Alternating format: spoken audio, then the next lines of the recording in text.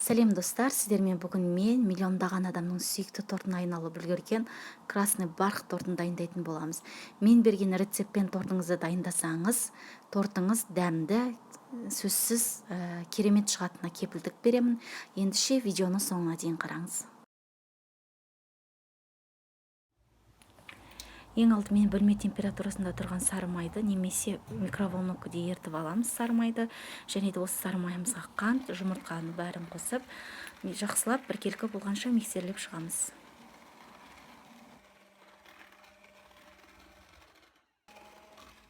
Дәл осы жұмыртқалы массамызға бөлме температурасында тұрған айранымызды, сұйық майымызды қосып, тағы да араластыратын боламыз миксердің көмегімен.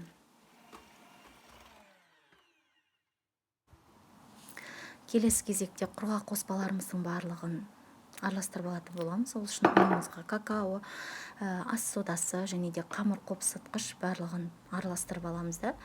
Дәл осы қоспамызды қамырымыз, бисквитіміз жақсы көтерілу үшін електен өткізіп жұмыртқалы массамызға қосатын боламыз.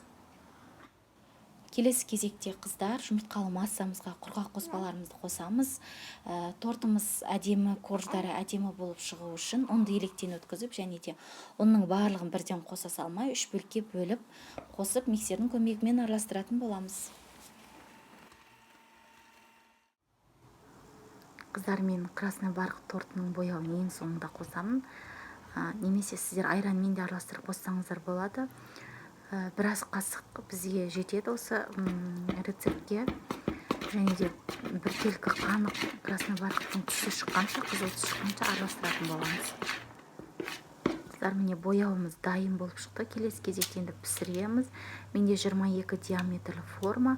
Дәл осы формамызға теңдей қылып, бірдей қылып, 3 бөлікке бөліп, корждарымызды духовкада пісіреміз.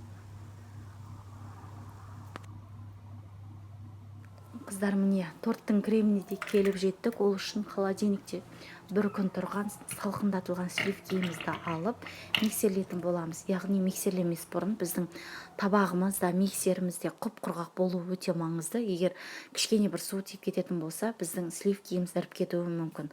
Сол үшін заттың табағымыздың, ыдысымыздың құрғақ болуын ескереміз. Міне сливкеміз осындай болып шығуы маңызды, өте маңызды, яғни қатты болып шығады. Және де содан кейін творожный сырымызды, сахарный пудрамызды қосып, біркелкі болғанша барлығын араластырамыз. Осымен креміміз дайын болады.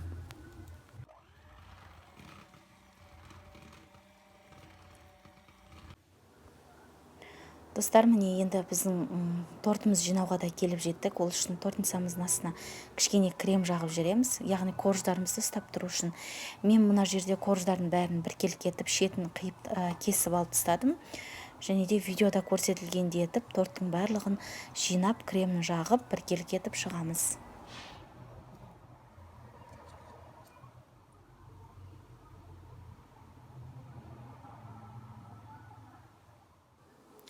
Қыздар, міне корждарымызды жинап, тортымыздың кремін жағып алдық. Енді корждың шетінен қалған нандарды блендердің көмегімен майдалап езіп аламыз да, осылай тортымыздың шетіне жағып бәрін біркелкі етіп шығамыз. Қыздар, міне тортымыз осымен дайын. Бетін түрлі жидектермен әрлесеңіз болады. Мен малина, смородинамен әрледім. Менімен бірге болып, бірге дайындағандарыңыз үшін сіздерге көп-көп рахмет. Түсінбеген сұрақтарыңыз болса, комментарийға жазыңыздар, міндетті түрде жауап беремін.